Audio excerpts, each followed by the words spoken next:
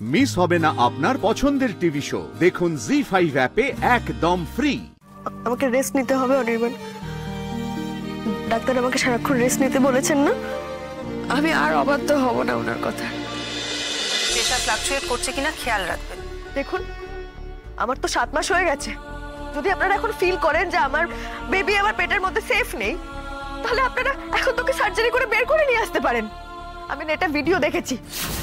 কি দেখেছেন? যদি পেটের মধ্যে বেবি সেফ না থাকে, একটা টাইমের পর যদি কোনো সমস্যা হয়, জটিলতা থাকে, তাহলে সার্জারি করে বেবিকে 7 মাস পরে বের করে নিয়ে আসা যায়। আর তাতে মা আর বেবি দুজনেই সুস্থ থাকে। যদি এরকম কোনো সমস্যা হয়ে থাকে, বুঝতে পারছেন যে আমি বেবি দুজনেই ভালো থাকবো, তাহলে কেন করছেন না সেটা? মুশকিলটা কি বলুন তো? এই মোবাইল ইউনিভার্সিটি আমাদের মেডিকেল সায়েন্সের জটিলতা আরো বাড়িয়ে দিচ্ছে। সবাই সব জেনে গেছে।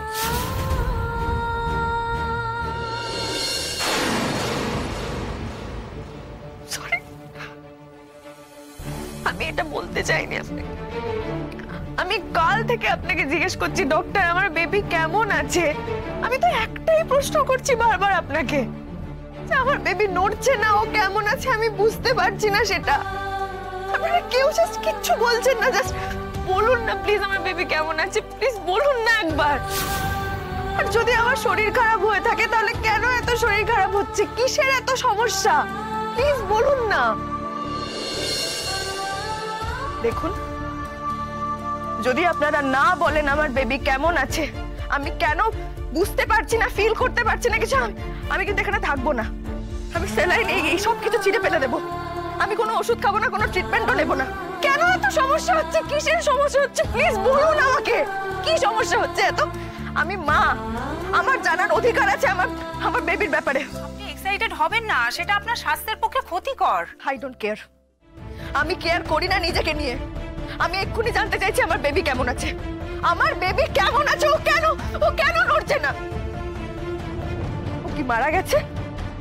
সেই জন্য আপনারা আমাকে কিছু বলতে চাইছেন না? কি হলো, চুপ করে আছেন কেন, বলুন না। প্লিজ আপনি শান্ত হন। বেঁচে আছে ও, তবে ওর বেঁচে থাকাটা আপনার মৃত্যুর কারণ হয়ে উঠতে পারে। তার মানে রাই, আপনার জন্য যেটা সব থেকে ঠিক আমরা সেটাই করব। আমাদের উপর ভরসা রাখুন প্লিজ।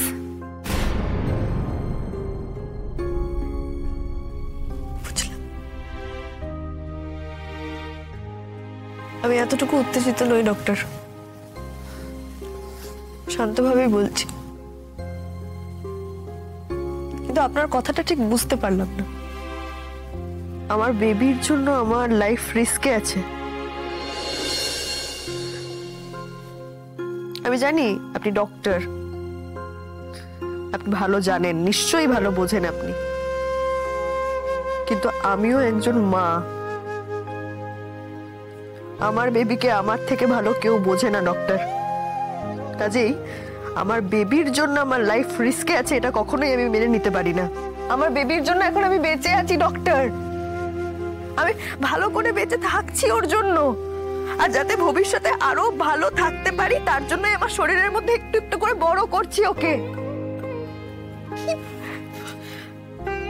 বুঝতে পারলেন আমার কথাটা? পেরেছেন কি বুঝতে? না না না না, বুঝতে পারেননি আপনি। বুঝতে পেরেছি আমি, আপনি এখনো বুঝতে পারেননি।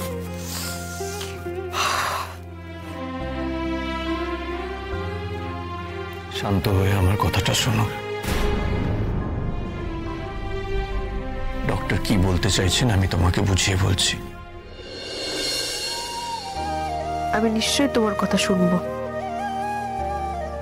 উনি আমার ডক্টর, আমি ওনার কথাও শুনবো, সবার কথা শুনবো আমি। কিন্তু তার আগে প্রত্যেকের একটা কথা আমার কাছ থেকে শুনে রাখা দরকার। আমার বেবির জন্য আমার ক্ষতি হচ্ছে, আমি এই কথাটা ফার্দার শুনতে চাই না, কারোর মুখ থেকে শুনতে চাই না আমি।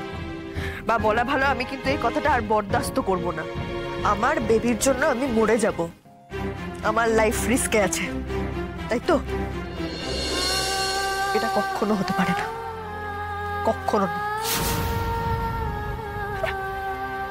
আমি তো বেঁচেই আছি ওর জন্য। ও আমাদের বাঁচিয়ে দিয়েছে, আমাকে বাঁচিয়েছে। আমাদের নতুন জীবন দিয়েছে, নিজেদের নতুন করে আবিষ্কার করিয়েছে। যাকে ঘিরে আমার জীবন, তার জন্য আমার প্রাণ বিপন্ন হতে পারে, এটা আমি বিশ্বাস করতে পারি না। আর এই কথাটা কখনো কেউ আমার সামনে বলবে না। ও ও আমার মধ্যে আশ্রয় খুঁজে পায়, ও আমার মধ্যে জড়িয়ে থাকে, আমাকে আঁকড়ে থাকে, আমার শরীরের অংশ।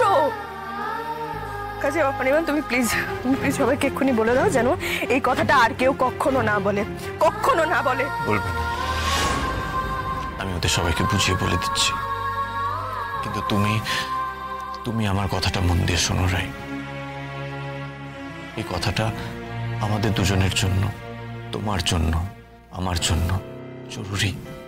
তুমি কথা দাও আমাকে, তুমি ঠান্ডা মাথায় আমার কথাগুলো শুনবে, না বুঝে রিয়াক্ট করবে না। কথা দাও, কথা দাও আমায়।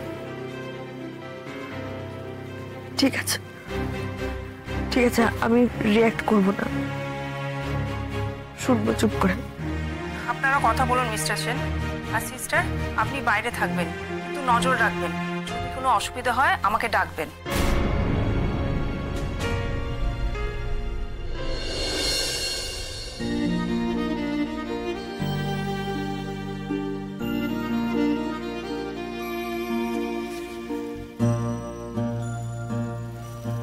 রাই কিশোরী,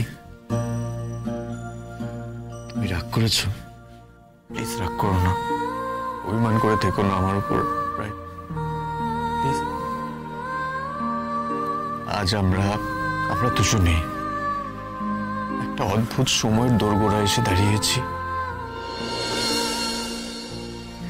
আমরা দুজনেই কিন্তু কেউ কোনোদিনও এটা ভাবিনি যে এরকম একটা সময়ে আমাদের দেখতে হবে।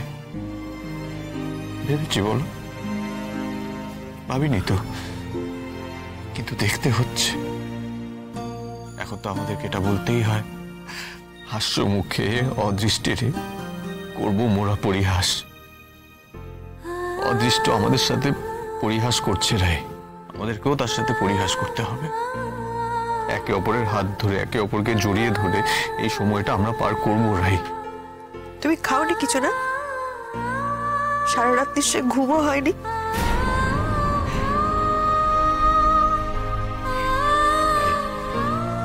তুমি আমাকে কথাটা বলতে দাও প্লিজ। আমি জানি তোমরা সবাই জেগেছিলে সারা রাত, অথচ আমি কিন্তু ঘুমিয়ে নিয়েছি, ঠিক ঘুমিয়ে নিয়েছি আমি। সত্যি, এতগুলো মানুষকে জাগিয়ে রেখে আমি ঘুমিয়ে নিলাম ঠিক। এত খারাপ লাগছে না আমার? কথাটা বলি, যেটা বলা দরকার। তুমি শুনবে বলে অস্থির হয়ে পড়ছিল তো। এখন সত্যি সময় এসে গেছে রাই, সে কথাটা বলার। আমাকে রেস্ট নিতে হবে অনির্বাণ। ডাক্তার আমাকে সারাক্ষণ রেস্ট নিতে বলেছেন না? আমি আর অবাধ্য হব না ওনার কথা। জি5 ডাউনলোড করুন আর সব এপিসোড দেখুন একদম ফ্রি।